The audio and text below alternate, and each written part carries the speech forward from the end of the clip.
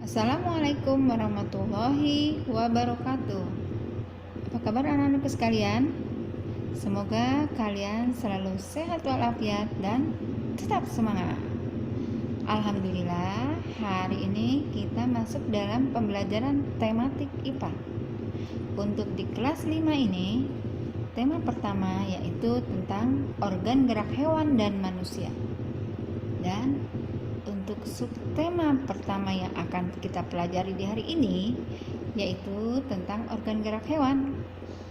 Ibu yakin kalian bisa menyebutkan macam-macam hewan yang ada di sekeliling kalian, di sekeliling rumah kalian.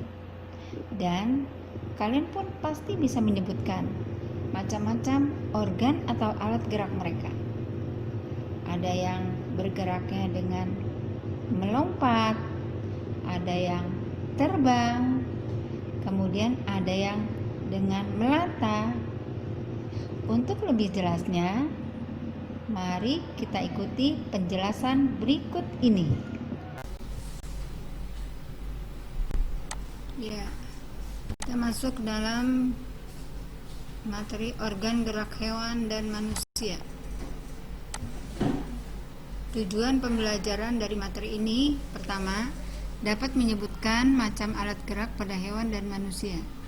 Kedua, dapat menyebutkan fungsi alat gerak pada hewan dan manusia.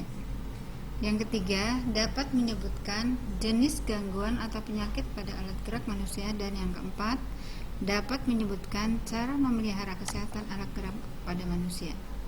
Ya, kita bahas yang pertama adalah ciri dari makhluk hidup. Seperti yang telah kalian ketahui, makhluk hidup itu mempunyai banyak ciri. Di antaranya adalah makhluk hidup perlu udara untuk bernafas. Dalam hal ini oksigen ya. Kemudian makhluk hidup perlu berkembang biak. Ya. Kemudian ciri yang lainnya makhluk hidup itu memerlukan makan dan minum.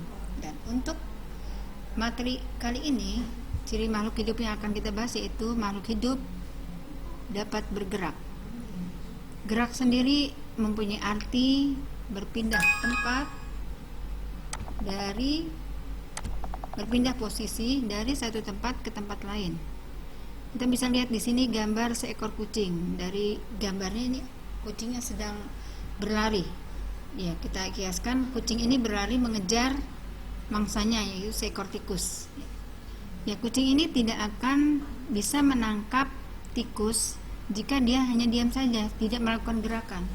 Ya, karena kucing ini melakukan gerakan, si tikus kemungkinan akan bisa ditangkap oleh kucing tersebut. Nah, berarti di sini kucing ini melakukan gerakan yang merupakan ciri dari makhluk hidup. Ya. Kemudian alat gerak yang perlu kalian ketahui ada dua macam. Yang pertama, alat gerak yang bersifat aktif. Dalam hal ini adalah otot. Kenapa otot disebut alat gerak aktif? Karena otot ini mengandung senyawa kimia yang dapat menyebabkan pergerakan. Kemudian yang kedua, alat gerak yang bersifat pasif. Di sini dalam hal ini adalah tulang. Tulang disebut alat gerak pasif karena dia tidak dapat melakukan gerakan tanpa adanya alat gerak aktif yaitu otot. Jadi antara otot dan tulang mereka bekerja sama untuk menghasilkan suatu sistem gerak. Otot dapat bekerja sama dengan tulang, maka akan terjadi suatu gerakan. Tulang sebagai alat gerak manusia mempunyai fungsinya. Pertama, selain untuk bergerak seperti yang tadi telah kita bahas, tulang juga berfungsi untuk menopang tubuh. Dapat kita bayangkan jika misalkan tubuh kita tanpa tulang, seperti apa ya? Seperti tumpukan daging ya. Kemudian fungsi tulang juga memberi bentuk tubuh. Kalau seseorang yang gagah atau seseorang yang cantik tanpa tulang, cantik tidak? Tidak kan? Ya. Jadi fungsi tulang di sini bisa memberi bentuk tubuh. Dan yang terakhir, fungsi tulang dalam itu mungkin rangka ya, tempat melekatnya otot-otot. Ya, kita perhatikan di sini khusus organ atau alat gerak hewan. Dari gambar ini hewan-hewan yang bisa kalian lihat ya, mungkin di sekitar rumah kalian sering menemukannya.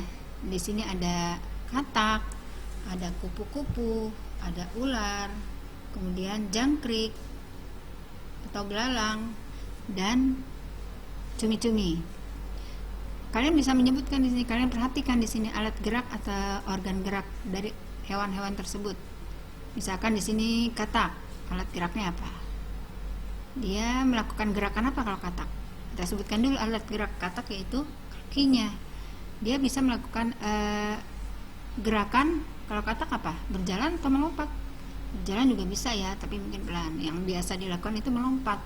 Ya, berarti katak alat geraknya kaki, kemudian fungsi dari alat geraknya itu yaitu untuk melompat.